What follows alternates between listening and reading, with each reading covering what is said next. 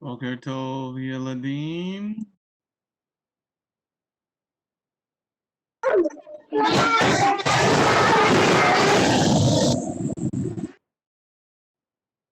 Shalom, Rabbi. Shalom, Rabbi. Shalom, everybody. Shalom Aleichem. All right, let's see what we got here. Do we got everybody in our class today? Okay. All right, let's see who's going to start us off today. It's Lemaland. Kevin's going to pray. Lemaland's going to do the Shema. And Michael's going to do the Ten Commandments.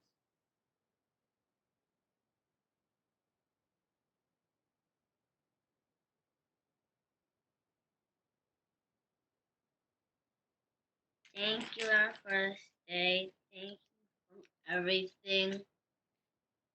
Teach us more about your Bible and teach everybody about your Bible. Help us learn more. In Yeshua's name, Amen. Shema Israel, Yehovah Elohim, Yehovah Echad. Baruch Shem Kevod Malkuta Leolam Vaed. Hear Israel, the Lord our God is one God.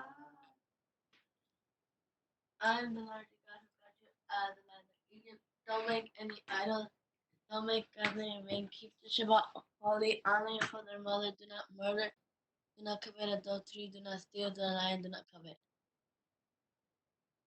Well, Michael can talk. Everybody might give Michael those big wiggly fingers. This week is Wiggly Finger Week.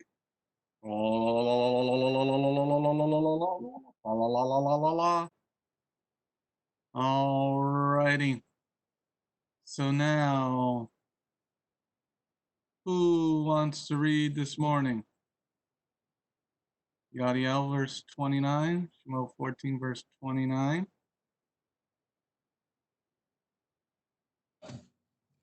The people of Israel walked on dry ground in the sea, with the water walled up for them on their right and on their left. All right, thank you, Yadiel. All right, let me get my pointer, my arrow pointer. Okay, at the bottom of the page, you see some interesting things. Let me go down here. Okay. Now, a lot of people say that this is a story, that this never really happened. Well, in this picture over here, you see in Egypt, on the walls and things, things that tell of the past and things of that nature. And this is an actual picture of that's dated, 2,000 years ago or more, and it shows of Pharaoh's chariot wheels. Okay, you see it's got a very specifically type design. Okay, now here in this picture here, you see actually one of those wheels. Okay, they sent a submarine into the Reed Sea. The Reed Sea is 3,000 or 4,000 feet deep, almost a mile deep, and they took pictures of this chariot wheel and other chariot wheels, and it still has the gold on the wheel. Okay, next to it you see the post, okay, made of wood that should have disintegrated from thousands of years ago, but it did not. So when somebody says to you, well, you're just reading about, the Jews didn't really go through the Reed Sea, this didn't really happen. Well, we have evidence to say, well, yeah, it really happened. And then in this picture here, there's a post that they put up, that people put up after the Israelites had come through the Reed Sea. this behind this man over here, that is actually the Reed Sea, and it goes across to Egypt. Okay, and on this post that a group called the Ron Wyatt Foundation uh, discovered, on the post it says this is where the Israelites came up out of the sea, and this post is thousands of years old. Okay, so when somebody wants to tell you that this is our Bible's all fake, we have proof to show that it's actually real, that these things really happen. Okay, so now we go back up to here. You got a good picture. Now this is a drawing. Okay. One second, I got something in my eye here. I things in the morning though. Okay. Alright, so this is a drawing. This is an actual picture because they didn't have pictures then. Okay. But Yadiel read for us, but the people of Israel walked on dry ground in the sea, with water walled up for them on the right and on their left. Okay. How high do you think the water was? How high do you think the water was? Let's see. Yadiel, how high do you think the wall of water was on the right and on the left? Unmute yourself.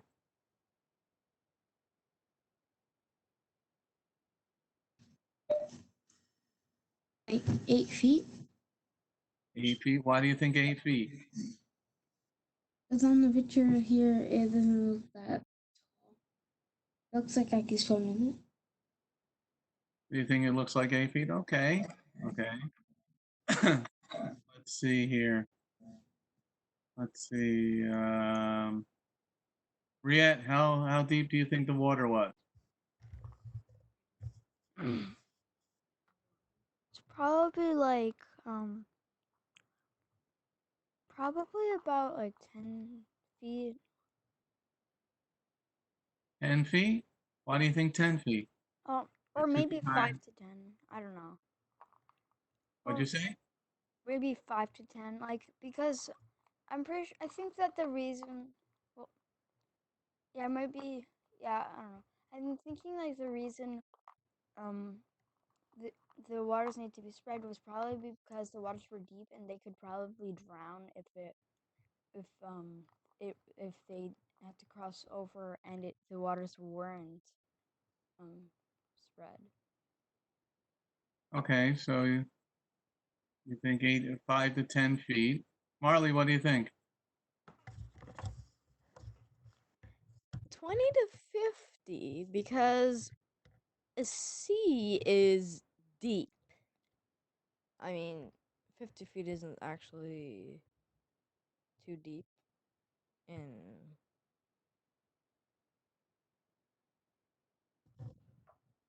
Okay, so 20 to 50. Okay, Kevin, what do you think? Kevin, what do you think? How deep was the water? How deep do you think this water was up here?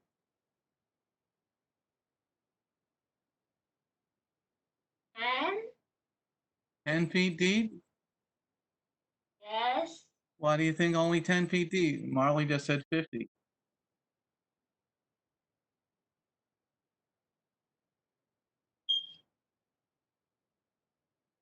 looks big. What'd you say, Kev? Because it's big. So you think because it's big, it's only 10 feet deep? Yeah. What do you think, Michael? Kevin says 10. Marley said 50. Riyadh said 5 to 10. Yadiel said 8. 30 feet. Why are you in the middle now? Because you want to be in the middle? Michael in the middle?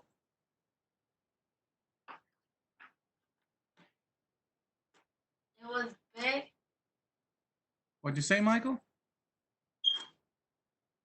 It was big. So big water can only be 30 feet deep?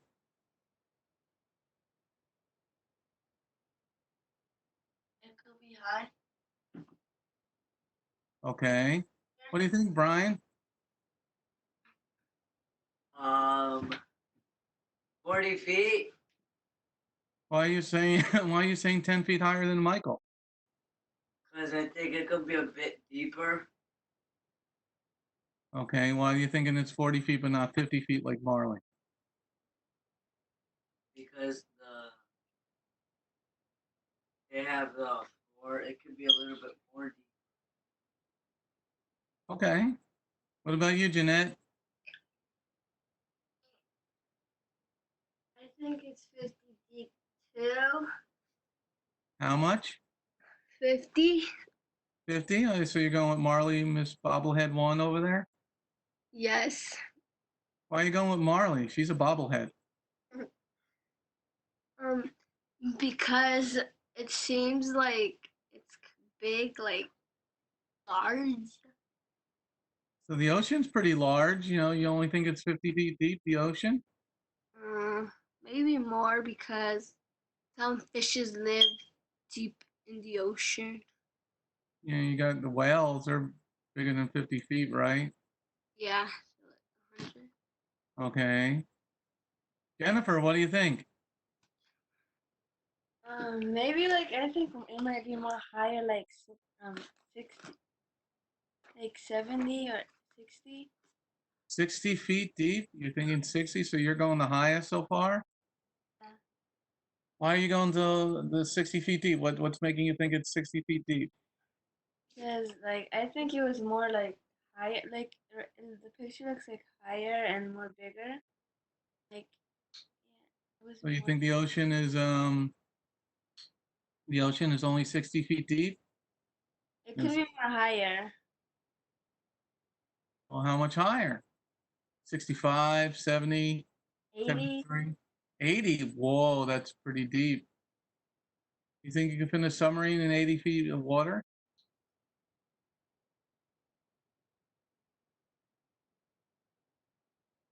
No. Okay, so you're going now 80 feet. Hey, Adrian, what do you think, Adrian? See your analytical mind. I mean, I probably think it's at least 100 feet. Probably 150, 200. It's a deep sea. I mean, it's a sea for a reason. It's not a pond or a lake. Okay, so you're going 200 feet. Whoa, you're going above everybody else. Yeah. You're going high on your price tag. I mean, it's a sea. Of course, it's going to be pretty deep. I mean, like you said, there might be a whale or two in there. So, who knows? It's probably pretty deep if there's a whale in there. A narwhal. Oh, well. Yeah, those are still pretty big Yeah, pretty as well. great white, pretty big, you know. Yeah, except that's a shark. Oh, you got me on that one, did you? Yeah. Okay. You know, the big orca is pretty big, right? Yeah. You know, jellyfish is kind of big. Yeah, but they're basically just, I don't know, a heart and a bunch of nerve cells. I think they're 80% water. Well, you got a lot of water in you. Okay, Yeah. let's go over to Yeshua. Yeshua, what do you think? How deep do you think the water is, Yeshua? 1,000,000 feet? 1,000,000 feet? 1,000,000 feet. Yes. Well, I don't think it's that deep. Well,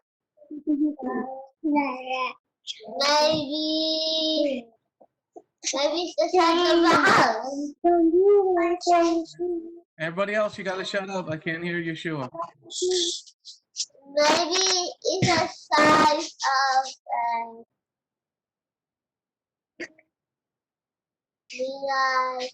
The size of what? a size of a house. A size of a house, maybe. Well, how high do you think a house is? 15 feet. 15? 50 feet. 50 feet. So you're going with Marley. Okay, so you think it's 50 feet. All right. Yadiel's got his hand up again. My uncle searched it up and he said that it's like around 1,000. Like 1,000? Yeah. Yes. But I thought it was like at least 20 because in the picture you see it's like a little bit like it's not like that high. Well, that's just a drawing. Yeah, but then in some pictures it looks a little bit more higher. Okay, so you're thinking 1,000 feet. Okay, well, we got a lot of different numbers. We got 5 feet to 1,000 feet. Okay, here says 1,000 feet. Adrian says 250 feet. What, Adrian? At least 250 feet. That's what I missaid. At least, so what are you thinking at least? 312 feet? Yeah, it could be anywhere above 250. I think it's at least that much. At least. At least 257 feet. At the bare minimum. It's probably that deep at its, I don't know, its deepest point. Okay, so bare minimum is 200 feet. What's its maximum then, Adrian? That's a thing that is undisclosed as of yet. Unknown. Oh, well, we know because we see the pictures here at the bottom of the page. And Yeah. and I said the answer. Okay, let's see. Allie Mae, bobblehead 2. I see your hand. You get next.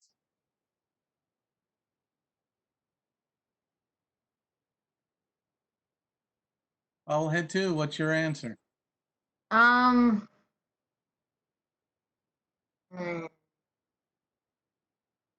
I'd have to say at least 500 or more. 500 feet. So you're going above Marley, above Adrian, but below Junior. Yeah. Okay. Let's see. Leveruni. We think 4,000 feet. 4,000 feet. 4,000 feet. You said the answer earlier. Huh? You said the answer earlier. You're like probably 3,000 to 4,000, almost a mile deep.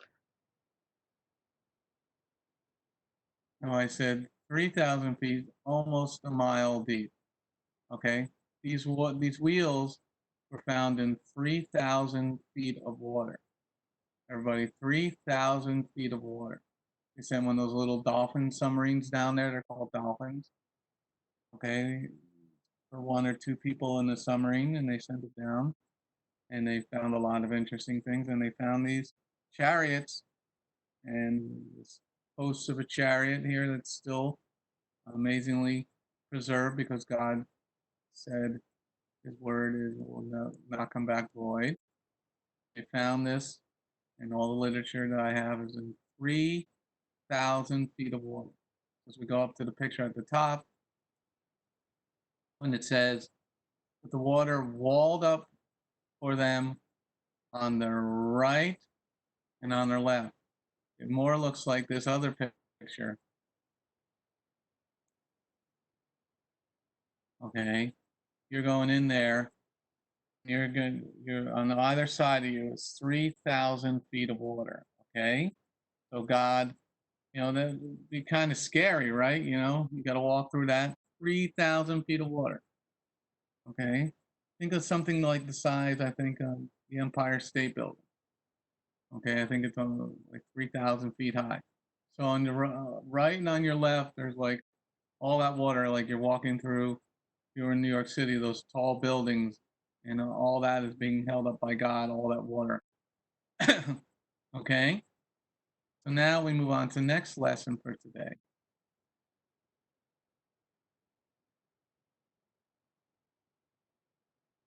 Let's see.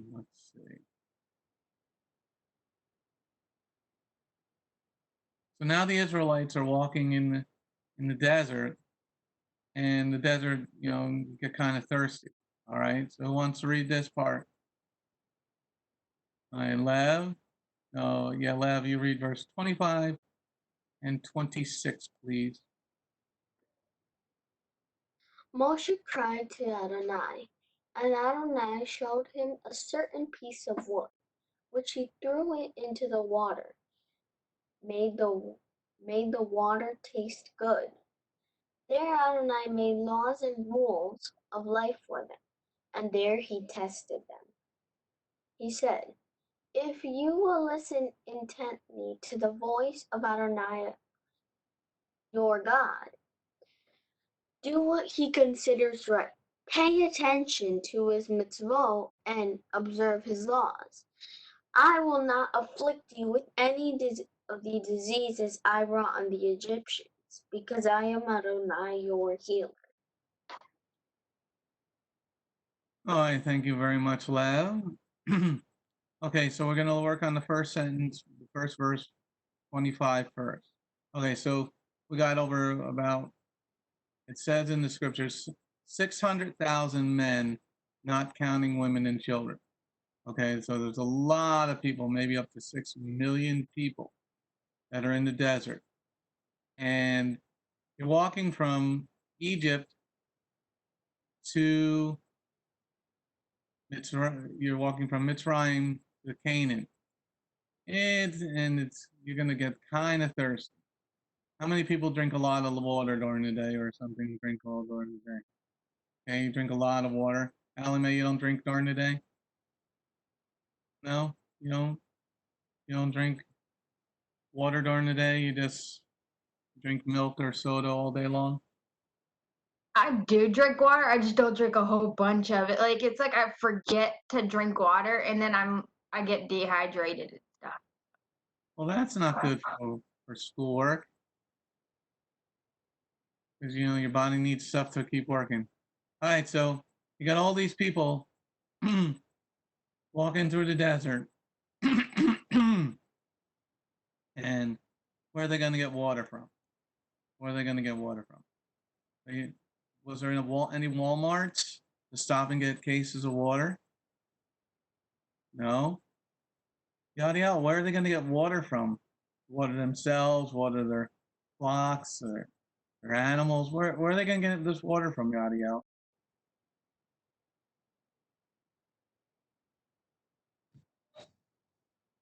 They're gonna how you said like he grew the wood into the water and it became drinkable.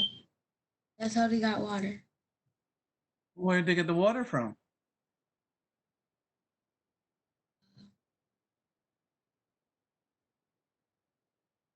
Why wasn't it drinkable? It was drinkable. It wasn't until they put the wood in it. Yeah. Why wasn't it drinkable first? Why did they have to put this wood in it? Because like God wanted them to put the wood in it. Okay, God wanted them to put the wood in it, but they didn't know to put the wood in it. Do you put wood in your water? No. Why don't you put wood in your water? Because it won't taste good after that. Doesn't taste good? Actually, it doesn't taste like nothing. So I would just it won't be drinkable. Do you drink water out of the faucet, or do you drink bottled water? Bottled water and gallons. Okay. All right. Let's see here, Marley. Marley, why did they have to put the piece of water in the wood in the water? It's a miracle. You put wood in your water? No. Why not? It's weird, but You're telling me the scriptures are weird? no. You just said put in wood. You don't put wood in your water because it's weird. And we're just reading. God said put the wood in the water. That's weird. You're telling God he's weird? I'm getting out of here. Thing is, say I put wood in my water and then drink my water without the wood, without eating the wood. Marlies, would you think I'm weird? If you put wood in your water, yes, because it's already fresh. Yeah, it's already fresh. It's not bitter. Can't hear your react. It's not all bitter and stuff.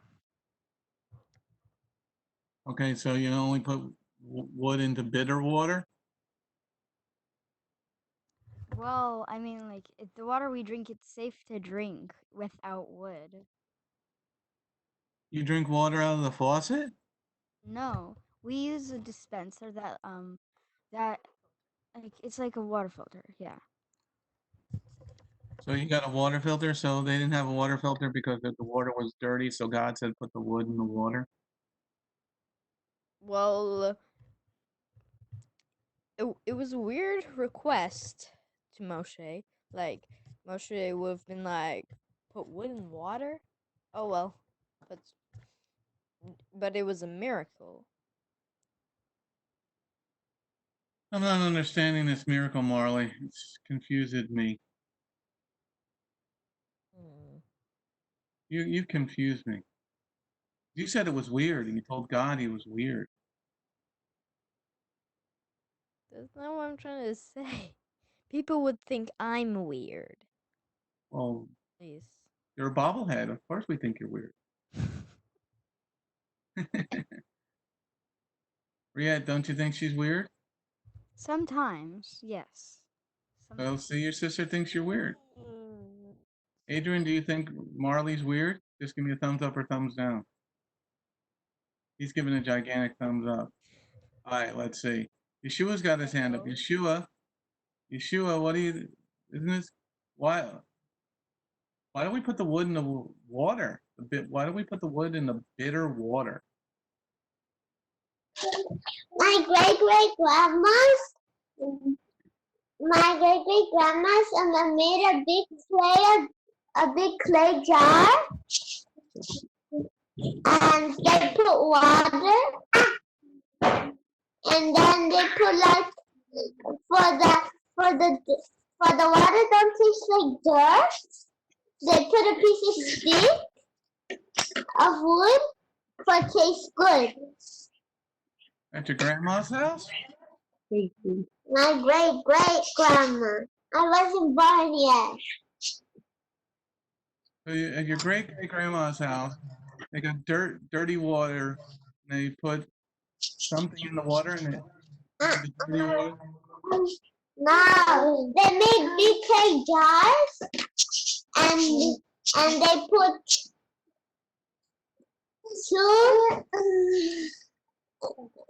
the water, and they put the piece of wood, so it don't taste like dirt. The water.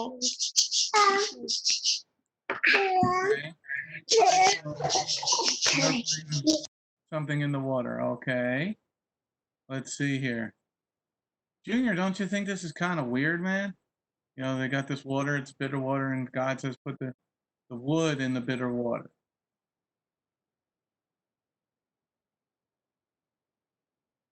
You gotta unmute yourself, Junior. There you go. He just went to the bathroom. Oh man, he's blowing up the bathroom. No. No. Okay. Don't drink that water. All right. Let me go over to Brian. Brian, don't you think this is kind of weird, Brian? Yes. Why do you think why are you telling God he's weird? Well, because he put wood in the water, and it's kind of weird. You're telling God he's weird? I want to put a battery in that smoke alarm because there's going to be a fire in that house. Well, I'm not trying to like hurt God's feelings, but he put water Come on closer to the microphone. You're a little far away. I'm not trying to hurt God's feelings or anything, but You just blew him up, man. Like putting wood on water, it's kind of weird. Why is it kind of weird? Because He thinks your hair is kind of weird. My hair is perfectly beautiful. Because like there could be bugs in there. There could be like dangerous bugs there, sucking your blood. They're gonna be like sucking on your blood or anything that comes out. So bugs taste weird. Have you ever tasted a bug before, Brian? Never, but I got bitten by one. Well, he thought you were sweet. So you're giving me this CNN type of thing?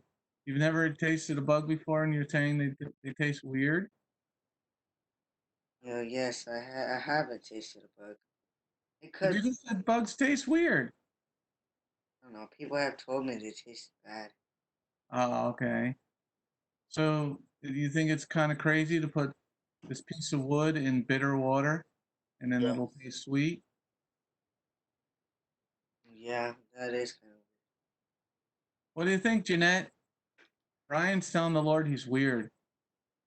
I think that it's like pretty cool. I think that he threw the water like to show the people that everything for him is possible and that he's always gonna be there protecting the Israelites. So he wanted to show him the people what he can do, something that's impossible for people to do. So he tells them to put a piece of wood in a bit of water, and that's going to show that anything's possible for the Lord. Now like only he can do that, and like it's showing that no one else can do such a miracle. Okay, so it's a miracle. All right. So if God told you to do something like that, you would do it, Jeanette, and then drink it? I mean, yeah. I mean, yeah, that sounded very questionable, Jeanette. Are you disrespecting God? No. No? That sounded more like a question. No? The microphone. What's wrong with the microphone? I can hear you. It can't like I'm far away. Yeah, like when you're far away, I can't hear you guys. All right, let me see. Lev or baloney. Water's bitter, and God says put a piece of wood in the water. Don't you think that's kind of weird? Yes, I think that's kind of weird. You're telling God he's weird? I'm saying he made some people weird. Yes, like Lev is seriously weird. yeah, not sure. But why I think God like the wood I think they put in was probably acacia wood. I don't know. This is kind of a hard one, but I don't really know. Well, I don't know. That's what I can tell you. You don't know? Okay. All right. Well, what this one is, guys, in verse 25, Marley's looking very seriously. What are you looking for, Marley? Sorry, just thinking. You were typing. Really? Yeah, I was watching you type. Oh. What are you typing? Marlies was kind of texting me something. Texting you something? She's in another room. Oh. I didn't see her in the camera for a sec. And I was too lazy to look. Bobblehead, pay attention. All right, so this verse, everybody, is a prophecy. Okay? Yeshua says, I'm the living water. Yeshua was crucified on the cross of wood. Okay? When life is bitter or life is not going the way you think it should go, and there's a lot of sadness in your life or a lot of things going on wrong in your life, Jehovah shows us put the wood in the water. When things are tasting bitter, when things are not going correct, this is a prophecy. Put Yeshua in your life. And he said, he said his burden is light, meaning he doesn't have a lot of problems. Okay, and you give him your problems, your bitter water. And when you put the wood, the cross, in your life, things will begin to taste sweeter. Okay? So this is a prophecy because it is a little weird. Let me put wood in the water. Okay? But it is more of a prophecy, but the wood was they're not sure what type of wood it was. There's a couple of theories on what type of wood. One is acacia, one is shittim. Okay, there's a couple of theories of which wood it was, but what is important is once you put the wood in the water, once you put Yeshua into your life, then at the end of the verse it says there in verse 25, there Jehovah made laws and rules of life for them, and there he tested them. There Jehovah made laws and rules of life for them, and he tested them. Okay, why is he going to test you? Why do you think the Lord's going to test you after he says, put the wood in your bitter water? Why do you think he's going to test you? Kevin, I haven't talked to you in a while. Kevin, why do you think the Lord's going to test you? Why did he test the Israelites? Why is he going to test you?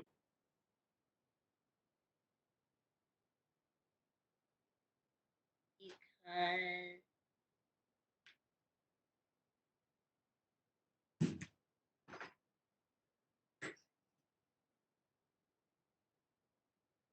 Because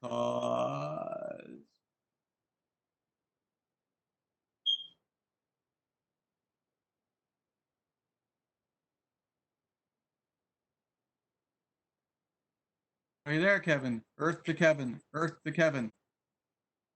he wants to see if you're faithful. Wanted to see if you're faithful. Okay, that's a pretty good answer. What do you think, Yaniel? Why do you think the Lord would test you after he made your waters sweet?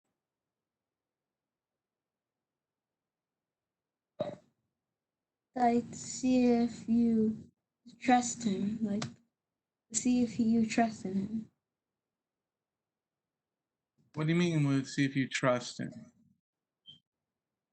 Like, it's not like no one will ever put their wood in water. So they're saying if they're gonna trust him.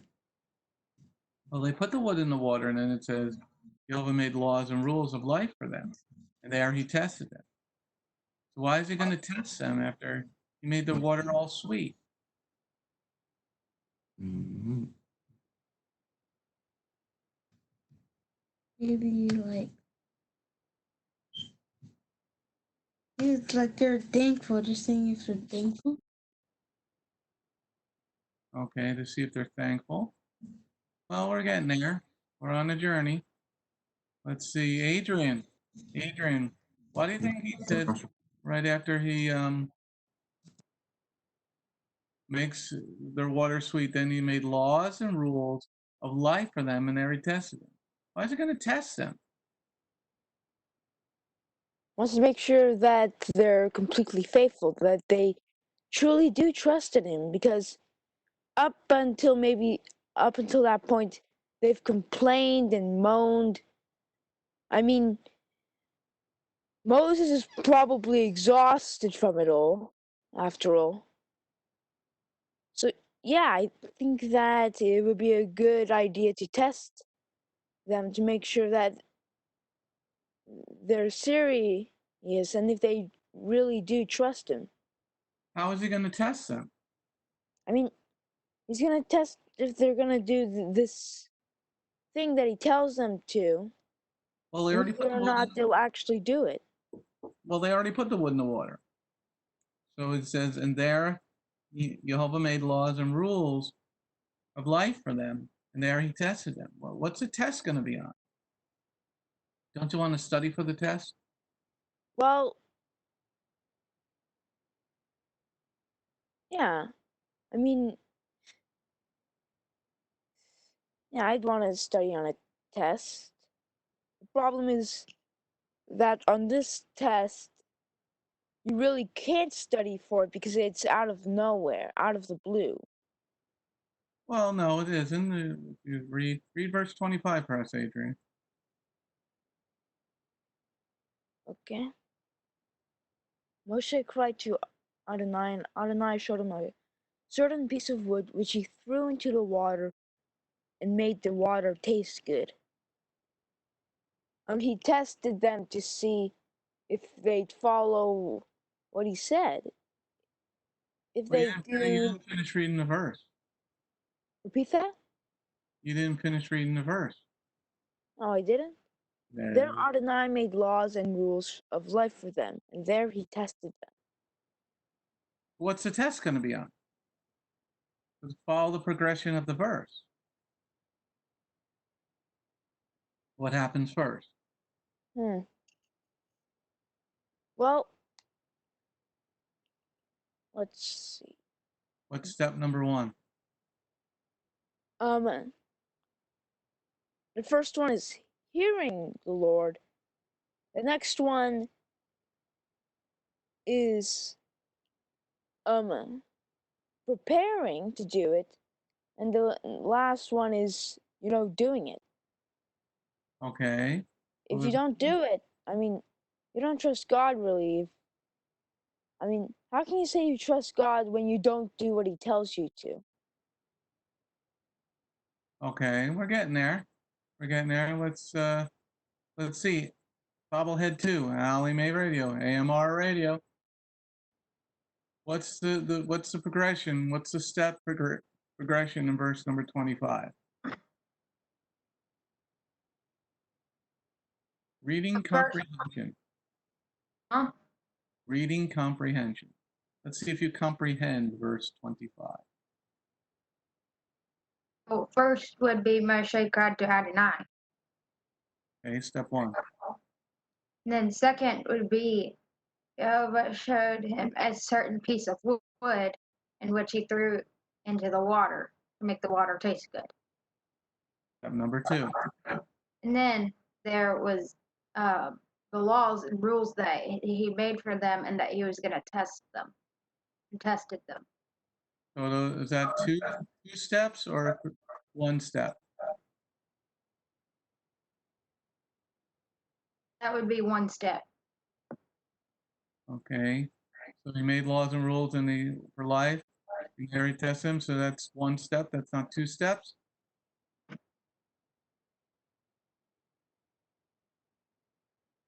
Yes. Then why do we have the comma?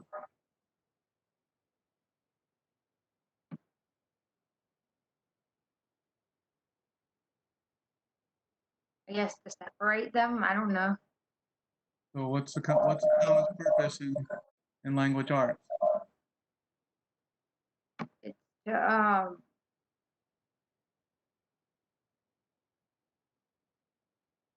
to break up the sentences. Okay, so if you're going to break up the sentences, it's going to be 1 or 2 steps. 2. Okay, so how many steps in verse 25? 4. Okay, so we got 2 steps in the second sentence of verse 25. Okay, so Lev, what's the Lord going to test him on?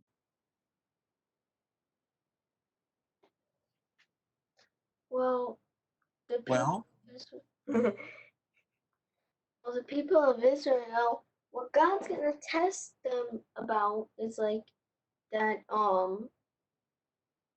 It's like He's testing them to see if they'll trust in God, that like He'll keep them alive, and that's what I think He's doing the test on how right do you how do you how do you how do you trust in God, Lev? now. Hmm. Hmm.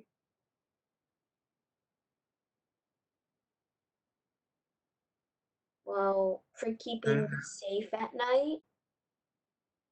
It says in verse 25, the second sentence. Second sentence. Here, read it. There Adonai made laws and rules of life for them. Well, the way how he's testing them is like he's giving them laws and rules about like to see if they'll like start like to like what say it. Well, like to see how they live their life and like to discern like between good or bad. Oh, there you go. We're getting there. Mia's got her hand up. You Okay, just so the eyeball. and I'm sorry. So the second sentence in verse 25 it says, "There Jehovah made laws and rulings of life for them, and there he tested them." So the steps are, I think the steps would be: number one, God makes the laws and rules. Then number two, the people listen. Number three, then they have to understand it first before they go to step number four of doing it. And then number five, when they're ready and when God thinks they're ready, then God gives them a test. And the studying would be the laws. When you listen to God's laws, when you like read about them and you understand them, there's your study work when you apply it to your life. Okay. The studying is reading and understanding God's laws and pondering about them, and then the homework is to apply to your life. Okay. Very good. Very good. Okay. So applying them to your life, Lev. Okay. So he says here he made laws. Okay. And rules. Okay. There's a difference between laws and rules. Everybody pay attention. Okay. The law is the general don't murder. Okay. The rules will be that if you even think about it, it is murder already. Okay. Laws. You must celebrate Pesach. Rules. How do you celebrate Pesach? Okay. And these, it says, you know, there Jehovah made laws and rules of life for them. What he's saying, I'm going to give you the sweet water, and now I'm giving you rules for your life, meaning this is the way you're supposed to live, this is the way you're supposed to think, this is the way you got to plant your crops, this is the way you celebrate the Shabbat, this is the way you run your homes. This is everybody's home is run with the same laws and rules. Okay? And then he says, if you listen intently meaning really listening, not wandering off in your own mind like, can't wait till this class is over today. Or texting one another, or Skyping one another, or not paying attention. You're not listening intently. You're not listening intently to the lesson. You're doing what you want to do. Okay? And then it says, he said, if you, meaning personally, will listen intently to the voice of Jehovah your Elohim and do what he considers right, what he considers right in the laws of God, and this is why it's so important that we follow them. Okay? Jehovah's in charge of the blessings and the curses. Okay? The blessings come when you do what he considers right. The curses come when you do what he considers wrong. And he's saying, my laws and rules are for your life. You're my children. This is what my rules say. Okay? And he says, pay attention to his mitzvot and observe his laws, and I will not afflict you with any of the diseases I've brought on the Egyptians. So he's saying, you're going to be healthy. You're not going to get sick. Okay, he also brought other plagues on the Egyptians, hail and locusts and all this other stuff. Okay. You know, we haven't seen a locust plague in America yet. We haven't seen hail that destroyed everything in America yet. We haven't seen the disease that to put boils on all the livestock yet. Okay? So if you want to be blessed, you have to follow them not just outwardly, these laws and rules, but you have to follow them in your heart. Okay? Now we'll just go on to the last part for the last part of this week's lesson. Who wants to read the verse? Go ahead, Yeshua. Verse number 5. On the sixth day, when they pray, prepare what they have brought in it will turn to out turn out to be twice as much as they gather on the third. Wait, what is there? Other days. Hey, very good, Yeshua. Good job. Okay, on 6 days when they prepare, what they have brought in, it will be turn out to be twice as much as they gathered on other days. Okay. Now, what Jehovah's talking about, okay, what we see here in chapter 16, if you read the verses beforehand, he's talking about the manna. Manna will fall from heaven for 6 days. And each day you had to go out and gather as much as you want to eat. Okay, it would fall from heaven each day. And Jehovah can still do this because he's the same yesterday, today, and forever. Okay, so each day, if you held on to it till the next day, it would get bad. It would get moldy and it would get bugs and worms in it. Okay, but he's saying on Shabbat prep day, that would be, as we understand it, Friday. So we got thing 1, that's Sunday. Thing 2, Monday. Thing 3, Tuesday, Wednesday, Thursday, Friday. Okay? But on Friday, when you went out to gather the manna, you would gather twice as much. Why would you gather twice as much, Yadiel?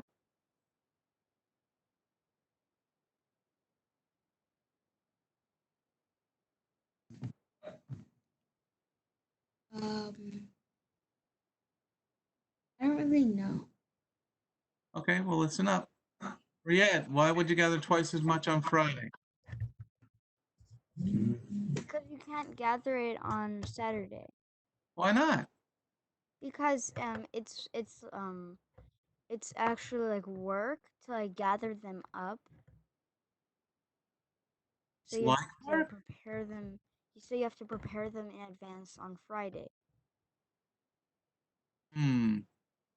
What do you think, Adrian?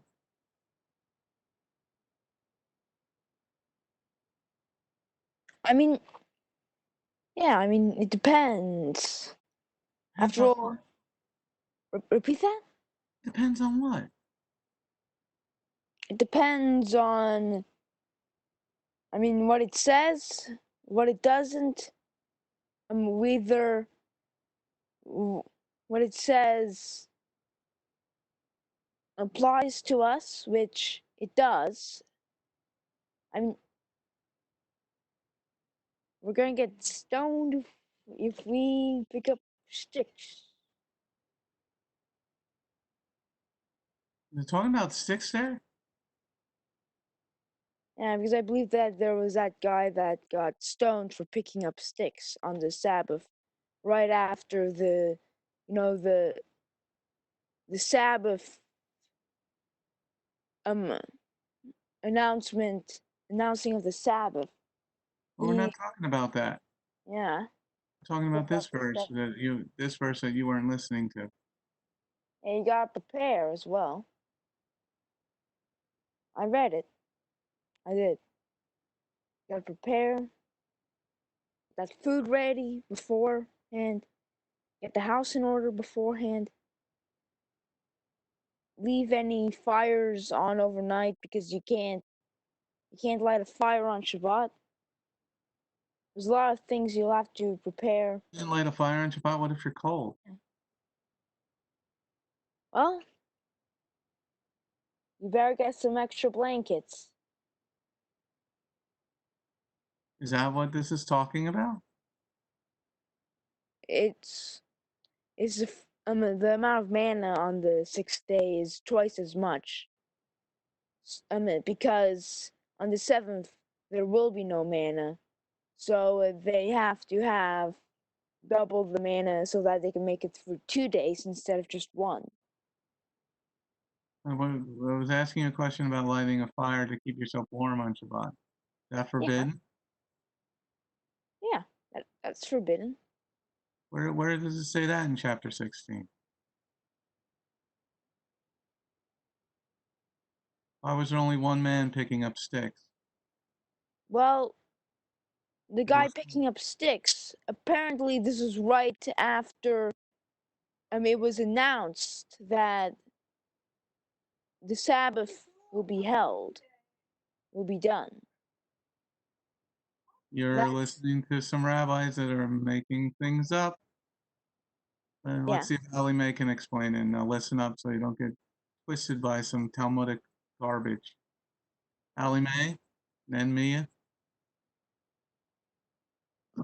So one, you can light a fire on Shabbat to keep yourself warm.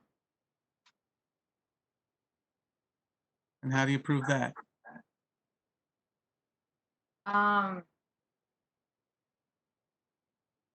Because I guess I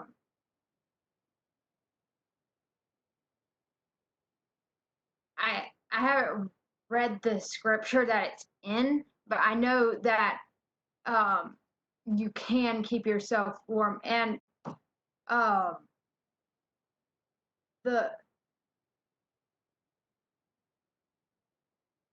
It's in this chapter. Why did they stone the guy to death? Why was only one man out there picking up sticks? because all the other ones were had already picked it up on Shabbat prep day. Okay, well, we're getting there. You can light a fire on Shabbat to keep yourself warm, but you can't light a fire to do what? Mia? I want to say two things. Yeah, the thing about the manna, why God said to pick up, God said why the man one of the 6th day when they prepare for like Shabbat. It's the fact that the reason the manna on day 6 or Fridays we know it turned out to be twice as much was because on Shabbat the next day they weren't got to not to gather that day because there was gonna be none. Because on Shabbat, you're not supposed to be doing any kind of work. And about the fire part, God says not to kindle fire to cook because God says don't do any kind of ordinary work. Cooking is not ordinary work.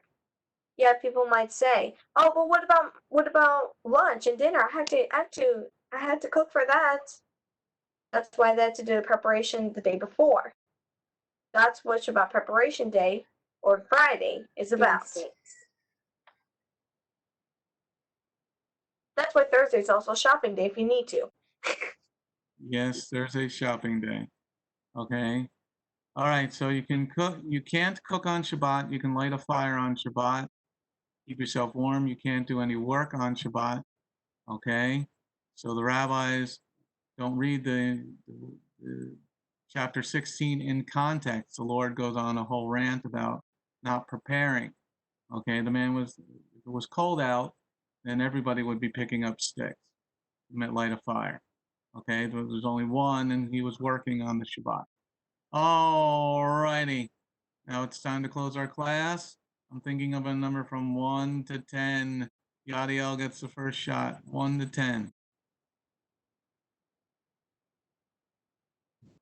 6. 6? You're correct. Yes. All right, you get to close us in prayer. Thank you, God, for giving us another day of life. Thank you, God, for having this class today and having this wonderful teacher. Thank you, God, for providing for us food and water to eat and drink.